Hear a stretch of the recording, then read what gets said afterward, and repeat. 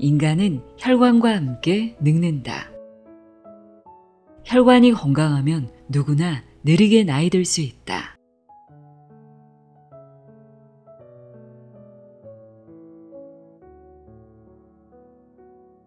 안녕하세요. 나의 소리책갈피 소리내어 읽다입니다. 뇌경색과 치매는 뇌의 병이 아니라 혈관의 병이다. 이런 말 들어보신 적 있으신가요? 뇌경색이나 치매는 흔히 운이 없으면 걸리는 병이라고 생각하기 쉬운데요. 사실은 그렇지 않습니다. 혈관을 잘 관리하면 뇌혈관 질환은 물론 심장 질환까지 예방할 수 있다고 하는데요. 그렇다면 눈에 보이지 않는 혈관을 우리는 어떻게 관리할 수 있을까요? 오늘 소개해드릴 책은 50에서 멈추는 혈관, 100세까지 건강한 혈관입니다.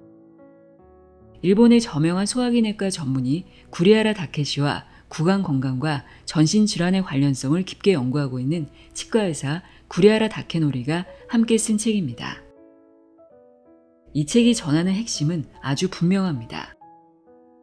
혈관이 건강하면 누구나 천천히 나이 들 수 있다는 것, 그리고 혈관은 생각보다 쉽게 관리할 수 있다는 사실입니다. 일상의 사소한 습관만으로도 뇌경색과 당뇨병의 85%를 막을 수 있다고 하는데요. 전문 지식도 복잡한 운동도 비싼 치료도 필요하지 않습니다. 우리가 매일 반복하는 일상 속 습관만 조금 바꾸면 됩니다. 아침에 일어날 때의 동작, 식사할 때의 자세, 양치나 입욕, 잠자리에 드는 방식까지 조금만 의식하면 누구나 실천할 수 있는 것들인데요.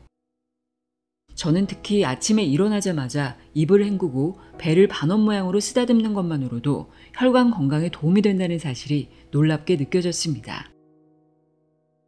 혈관은 우리 몸을 흐르는 생명의 도로입니다. 이 도로가 막히거나 끊어지면 결국 우리의 삶도 함께 멈춰설 수밖에 없겠죠. 하지만 반대로 이 도로가 튼튼하다면 노화의 속도도 충분히 늦출 수 있습니다.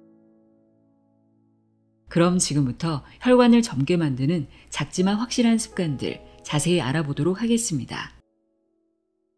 50에서 멈추는 혈관, 100세까지 건강한 혈관 내용의 일부를 읽어드립니다.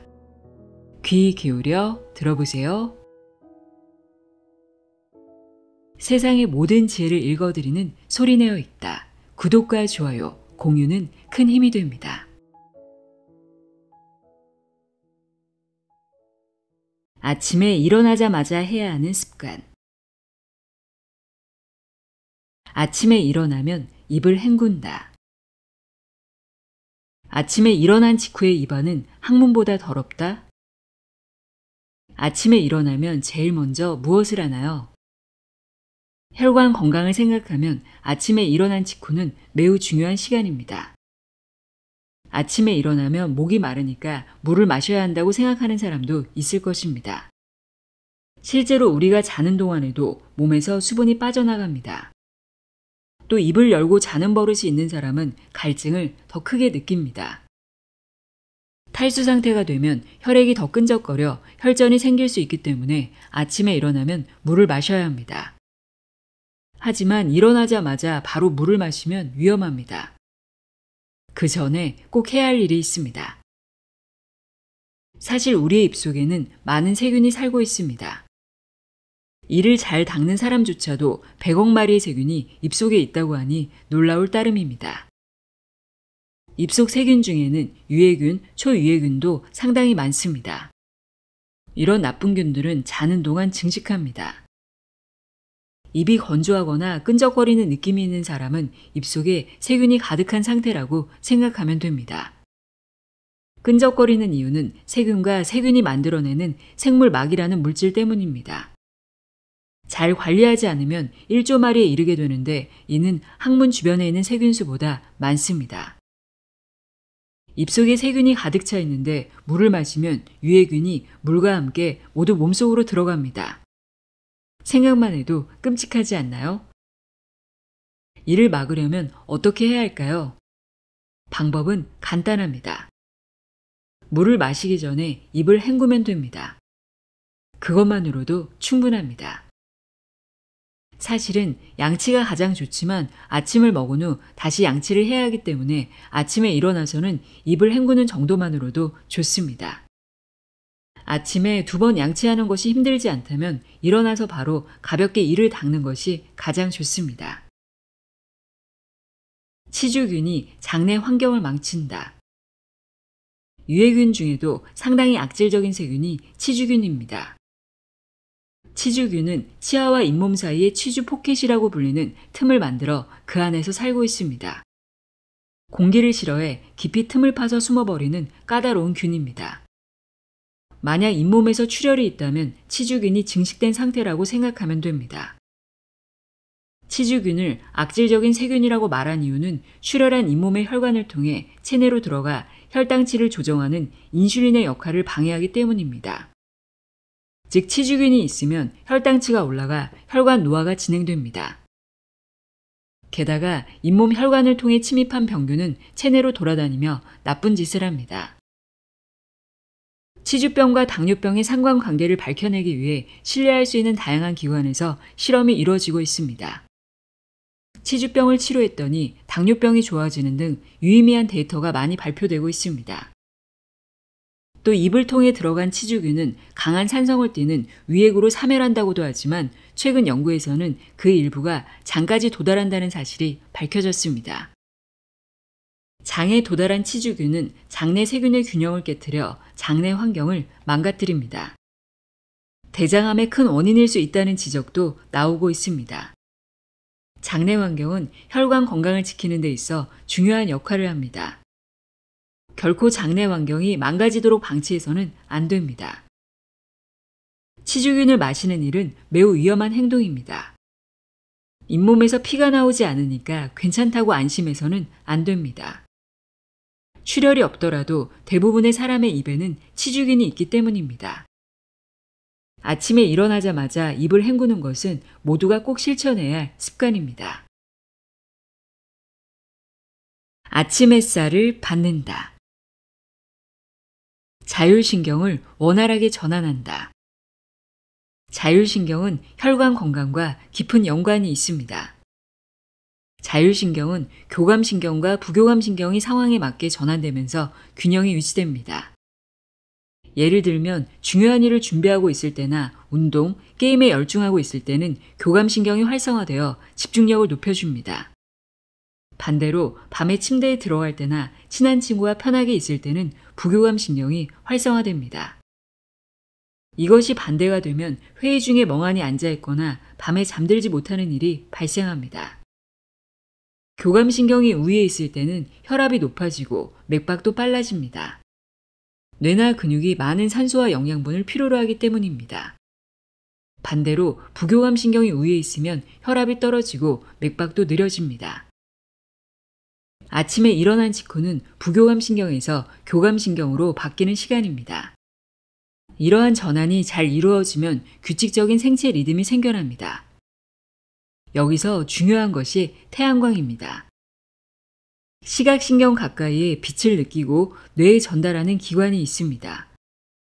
아침에 햇빛을 충분히 받으면 뇌가 각성하고 교감신경이 자극을 받습니다. 눈을 떴는데 침대 안에서 뒹굴뒹굴하거나 커튼을 닫은 채로 어두운 밤에 있으면 자율신경이 적절하게 전환되지 않습니다. 일찍 자고 일찍 일어나기가 아니라 일찍 일어나고 일찍 자기. 아침 햇살에는 또 한 가지 중요한 역할이 있습니다. 수면을 관장하는 멜라토닌이라는 호르몬은 아침 일찍 햇볕을 받고 나서 약 15시간 후에 분비됩니다. 예를 들면 아침 7시에 햇볕을 쬐면 밤 10시에 졸음을 느낍니다. 아침에 힘들게 빨리 일어났는데 어두운 방에만 있으면 밤에 쉽게 잠들지 못합니다. 일찍 자고 일찍 일어나는 것이 아니라 일찍 일어나고 일찍 자야 합니다. 이렇게 말하면 새벽 5시에 일어나면 밤 8시에 졸리는 거잖아요. 그럼 안 되는데? 라고 생각하는 사람도 있는데 걱정할 필요가 없습니다. 멜라토닌 분비는 어두워졌을 때 스위치가 켜지기 때문입니다. 밤 8시에 분비할 준비를 하지만 밝은 곳에 있으면 분비되지 않습니다. 반대로 생각하면 밝은 방에서는 멜라토닌이 분비되지 않습니다. 그렇기 때문에 잘 때는 조명을 꺼야 합니다. 배를 반원 모양으로 쓰다듬는다. 장은 제2의 뇌, 장내 환경을 개선하자. 장은 영양소나 수분을 흡수하는 장기로 그 주변에는 굵은 혈관이 지나고 있습니다. 만약 장의 상태가 나빠지면 유해물질이 발생하고 그것이 혈관으로 흘러 들어갑니다. 장에 문제가 생기면 자율신경을 통해 혈관에도 악영향을 줍니다. 또한 장은 뇌와 직접 연결되어 있기 때문에 제2의 뇌라고도 불립니다. 인간뿐만 아니라 동물도 정신적으로 불안정해지면 화장실에 가고 싶다고 느낍니다. 반대로 배변 활동이 잘 되면 기분이 좋은 것도 인간과 동물의 공통적인 현상입니다. 바로 효과가 나타나는 대장 마사지. 변비를 해결할 수 있는 생활 습관이 대장 마사지입니다. 소장과 대장은 오른쪽 하복부에서 연결됩니다. 소장에서 온 음식이 오른쪽 옆구리 부근에서 위로 올라갑니다. 그리고 90도로 꺾어서 배꼽 밑을 지나 다시 90도를 꺾어서 왼쪽 옆구리 쪽으로 내려갑니다. 변비는 이 길의 어딘가가 막혀 있는 상황을 말합니다.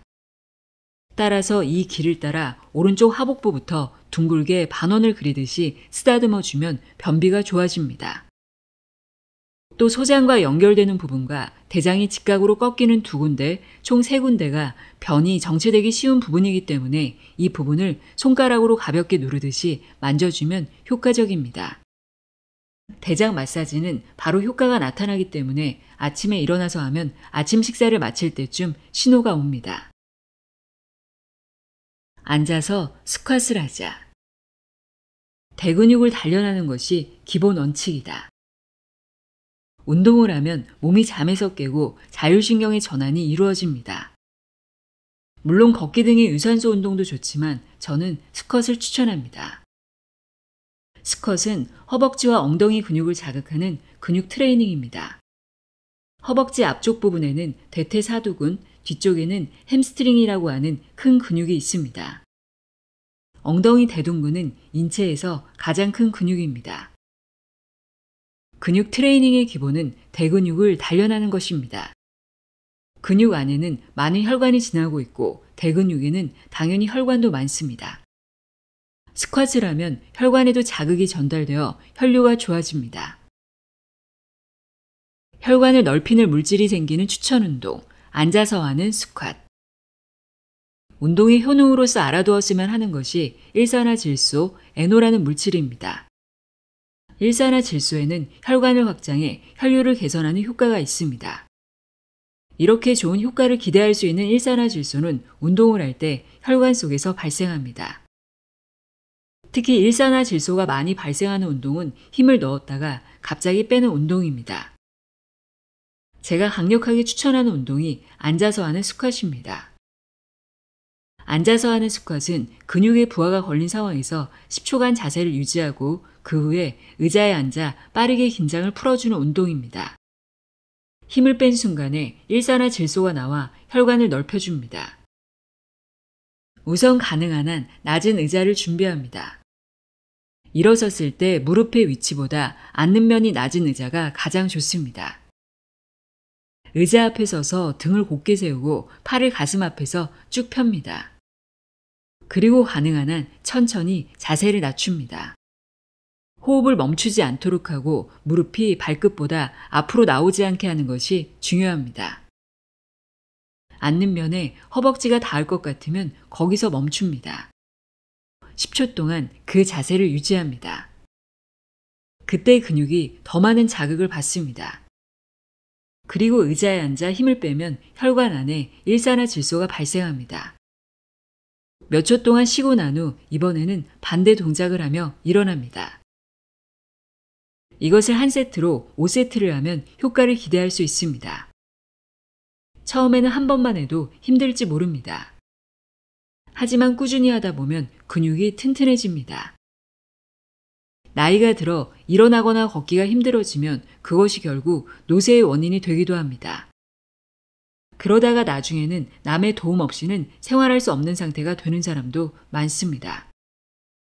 앉아서 하는 스쿼트을 습관화해 혈관 건강을 지키고 노쇠를 예방해야 합니다. 5초 만에 할 수 있는 혀 세척. 입안은 세균이 가장 많은 곳이다. 입안에 유해균이 많이 살고 있다고 앞서 설명했습니다.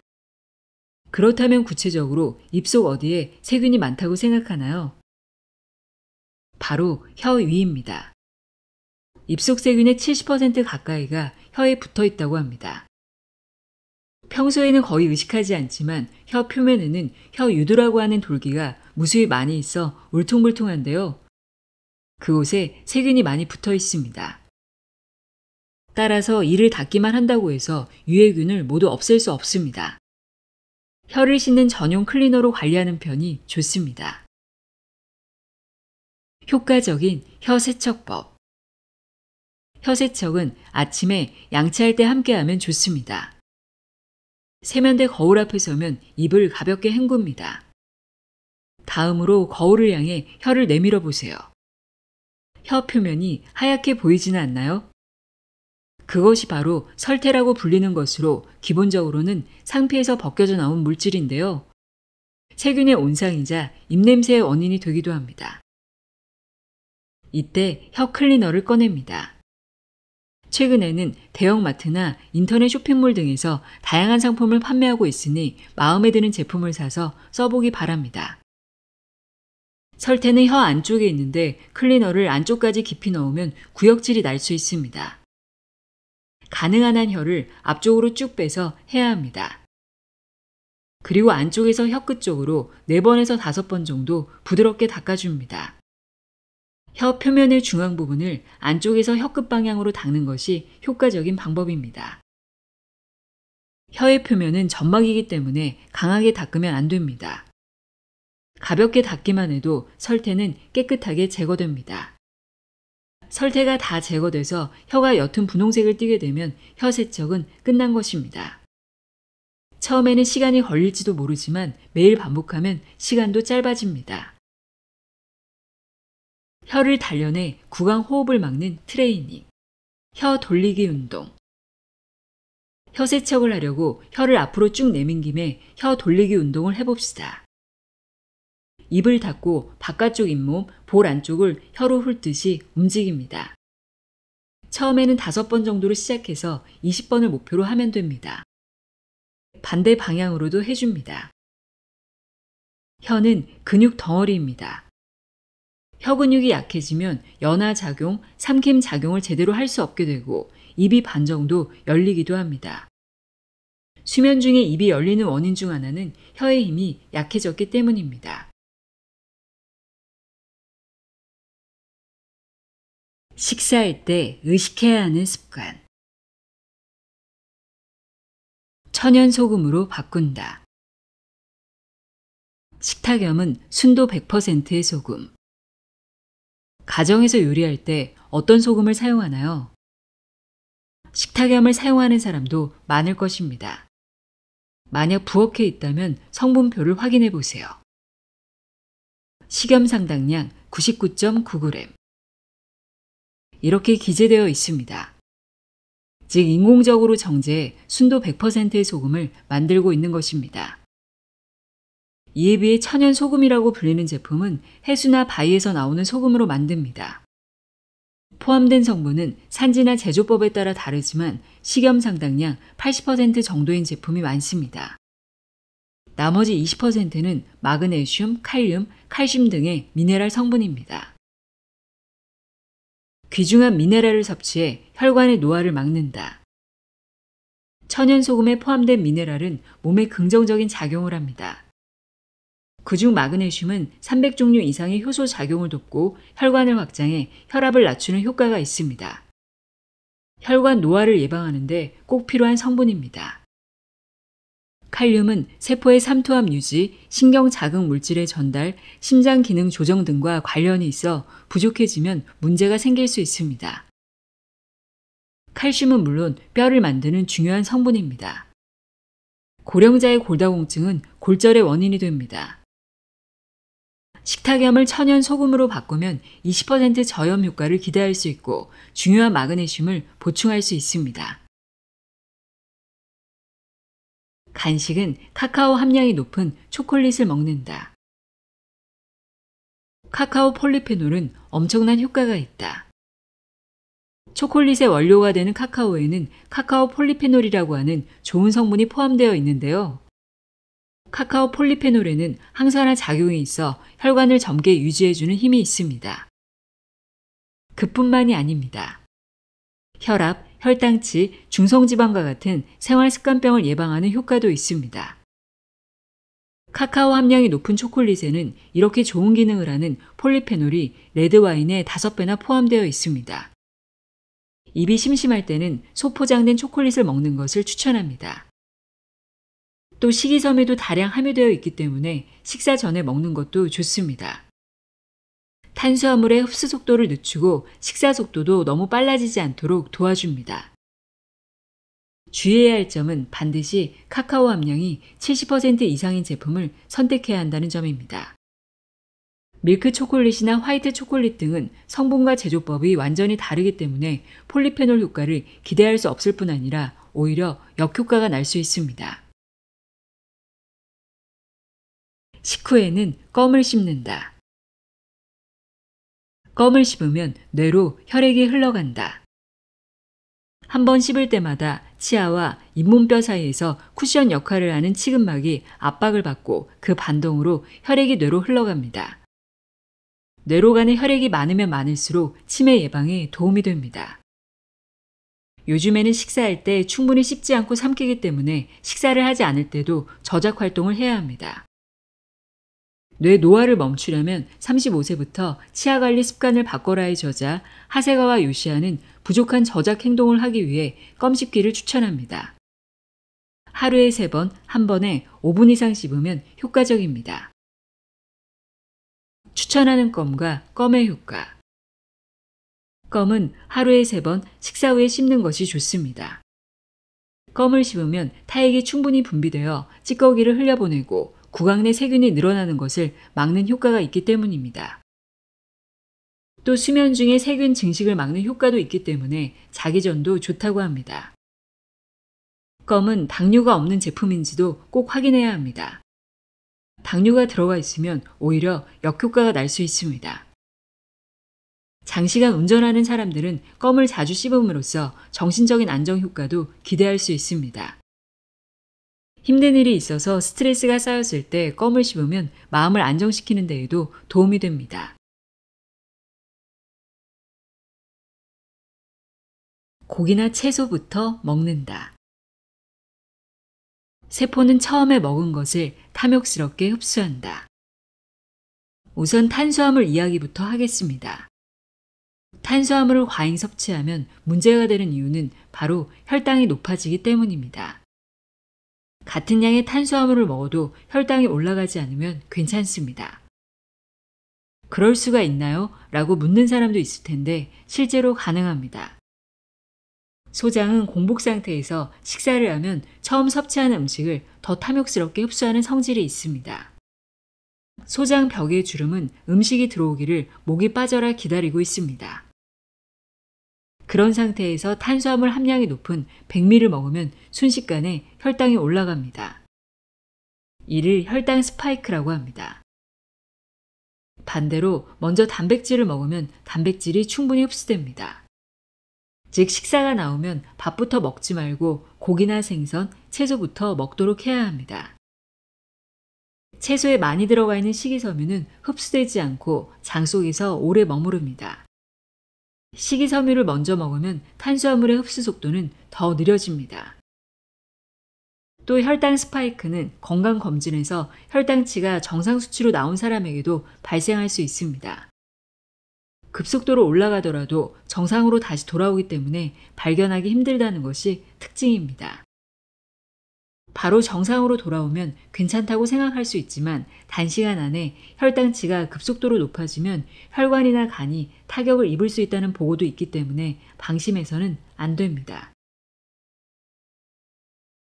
식사는 가능한 천천히 한다. 밥을 빨리 먹으면 혈관이 다칠 수 있다.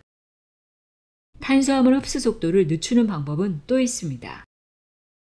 바로 천천히 식사를 하는 것입니다.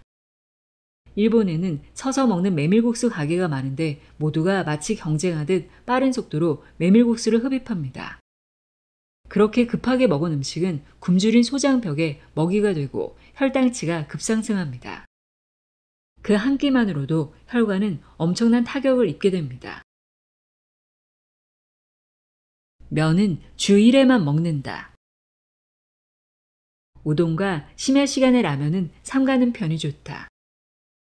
면 요리는 건강에 좋지 않습니다. 탄수화물 덩어리인데다가 간이 센 요리가 많기 때문입니다. 게다가 빨리 먹게 된다는 특징이 있습니다. 면 요리를 먹더라도 국물은 남기고 적어도 주 1회 정도로 조절하는 것이 좋습니다. 면 중에서도 특히 주의가 필요한 것이 우동입니다. 탄수화물은 당질과 식이섬유로 구성되어 있는데 우동은 당질이 많은 식품입니다. 반대로 메밀국수는 식이섬유가 약간 많습니다. 게다가 우동은 제조 과정에서 소금을 많이 사용합니다. 하얗게 생겨서 착해 보이지만 결코 우동을 믿어서는 안 됩니다. 술을 마신 후에 마무리로 라면을 먹는 습관도 좋지 않습니다. 밤 늦은 시각에 탄수화물과 염분을 대량으로 섭취하면 혈관을 고문하는 행위라는 사실을 잊어서는 안 됩니다. 밥과 된장국은 마지막에 먹는다. 탄수화물 흡수를 늦추는 비결. 배가 고플 때 눈앞에 갓 지은 흰쌀밥이 나오면 자기도 모르게 손이 갑니다. 때문에 집에서 밥을 먹을 경우 밥과 된장국, 채소절임은 다른 음식을 어느 정도 먹고 마지막에 내오도록 해야 합니다. 반찬을 먹은 후라서 포만감도 느껴질 때쯤이기 때문에 밥은 적은 양 먹어도 만족할 수 있습니다. 한마디로 식사의 마무리로 밥을 먹는 것입니다. 앞서 자제해야 한다고 말했던 면 요리는 이렇게 순서대로 먹을 수 없습니다. 처음에는 스파게티에 면을 먹지 않고 소스만 먹을 수도 없고 튀김 메밀국수를 주문하고 튀김을 먼저 먹는 것도 이상하기 때문입니다.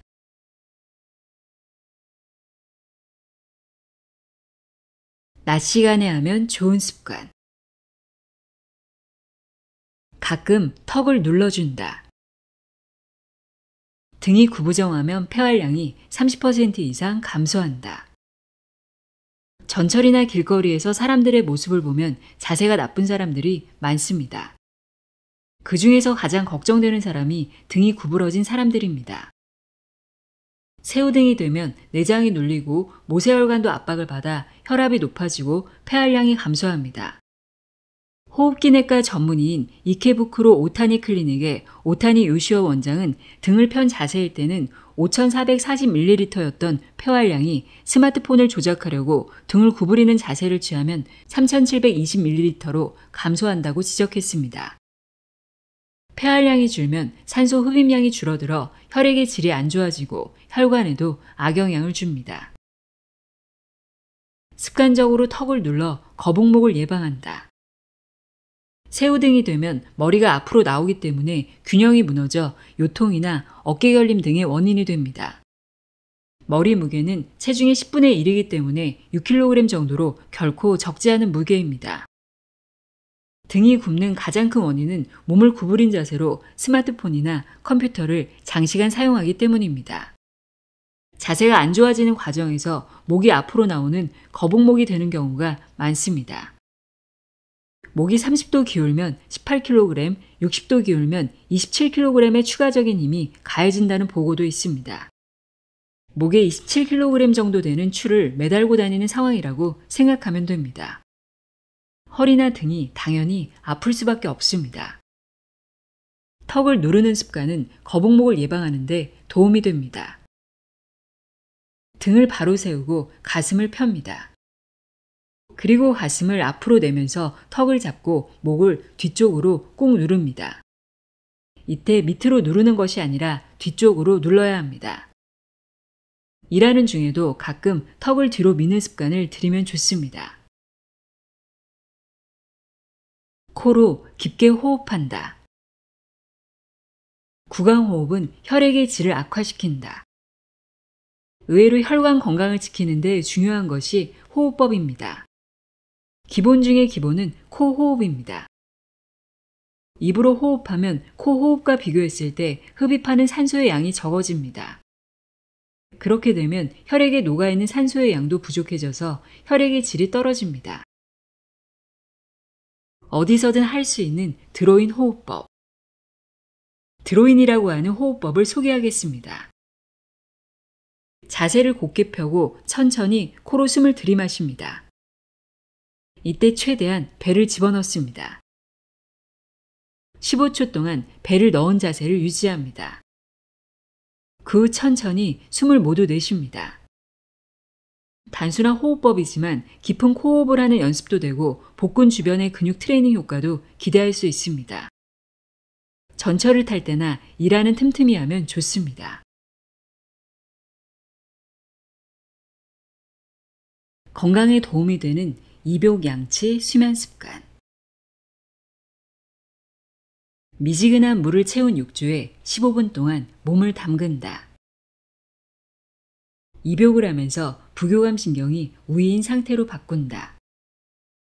자율신경을 교감신경에서 부교감신경으로 적절하게 전환해 수면의 질을 높이는 것이 목표입니다. 이 시간대에 중요한 것이 입욕입니다. 욕조에 몸을 담그면 몸이 서서히 따뜻해지고 혈관이 확장됩니다. 이를 통해 혈류가 좋아지고 혈압도 내려갑니다. 즉 혈관이 매우 편안해지는 시간입니다. 우선 주의해야 하는 것이 물의 온도입니다. 42도 이상 되는 뜨거운 물은 오히려 혈압을 높입니다. 예전에는 대중 목욕탕에서 시뻘개진 얼굴로 욕탕에 앉아 억지로 버티는 사람이 있었지만 이것은 오히려 건강에 좋지 않습니다. 38에서 40도 정도의 미지근한 물에 15분 이상 여유있게 몸을 담그는 것이 가장 좋습니다. 몸 표면뿐만 아니라 몸속 깊은 곳까지 따뜻해지면 숙면을 취할 수 있습니다. 잠자리에 들기 1시간 전에 입욕하는 것이 제일 좋다. 입욕하는 시간도 취향에 따라 각자 다릅니다.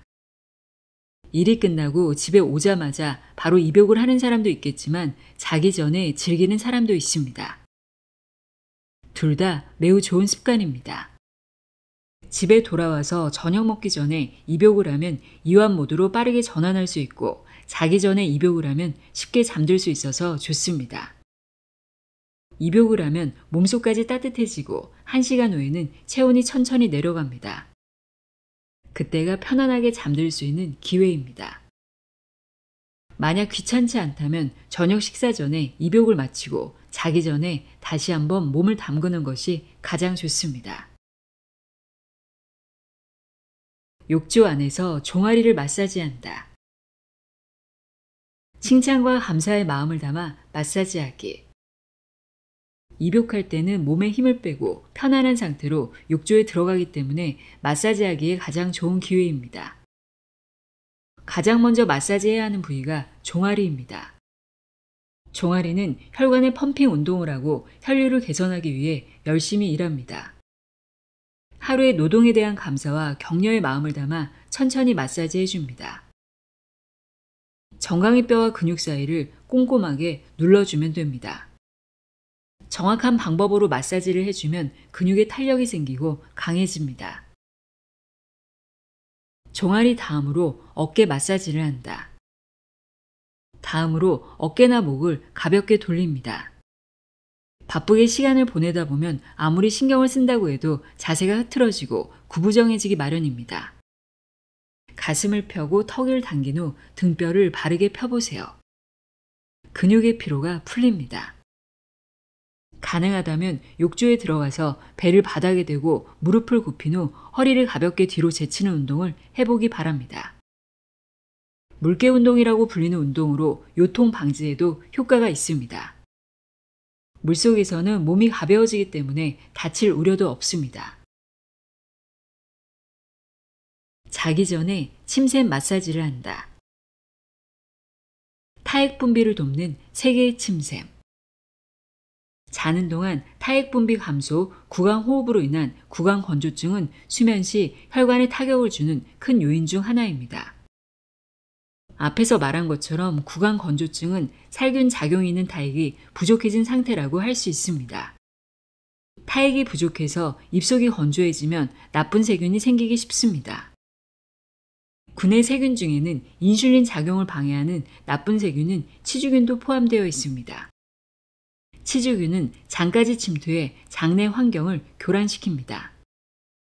또한 치매의 원인이 된다는 사실도 익히 알려져 있습니다. 인간에게는 타액이 분비되는 대표적인 3개의 침샘이 있습니다. 각각 귀 앞쪽에 있는 이하선, 턱 아랫부분에 있는 악하선, 혀 아랫부분에 있는 설하선입니다. 식사하거나 말할 때 이러한 침샘이 자극되어 입속에 타액이 분비됩니다. 타액이 나오지 않으면 음식을 삼킬 때도 말할 때도 불편함을 느끼게 됩니다. 3군데의 침샘을 꾹 누른다. 타액을 많이 나오도록 하려면 침샘을 마사지해주면 되는데요. 침샘을 정확하게 누르면 바로 타액이 분비됩니다. 우선 침샘의 위치를 확인해 보겠습니다. 1. 이하선은 위 어금니 근처에 볼에 있습니다. 여기에 엄지손가락을 제외한 4개의 손가락을 대고 뒤쪽에서 앞으로 원을 그리듯 돌려줍니다. 바로 침이 고이기 때문에 정확한 위치를 마사지했는지 알 수 있습니다. 2. 악하선은 좌우 턱벽 안쪽에 있습니다. 귀 아래에 손가락 안쪽을 대고 뼈 사이의 부드러운 부분을 턱 끝 쪽으로 향해 밀어줍니다. 가볍게 압박하듯이 눌러주세요. 3. 설하선은 턱 끝 부분에 있습니다. 입안에 혀를 밀어 올린다는 느낌으로 양손의 엄지손가락을 모아서 꾹 눌러줍니다. 자기 전에 침샘을 마사지하면 수면 시 구강 건조증을 예방할 수 있습니다. 물론 자기 전뿐만 아니라 수시로 해주면 더욱 좋습니다. 입안이 건조해졌다고 느껴지면 침샘을 꾹 눌러주세요.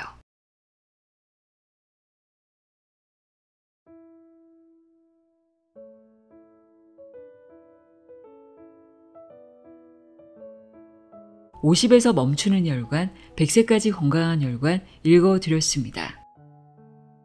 일상의 사소한 습관만으로도 혈관을 건강하게 관리할 수 있다는 사실 기억하시길 바랍니다. 오늘 전해드린 내용이 유익하셨다면 구독과 좋아요 잊지 마세요. 함께 해주셔서 고맙습니다.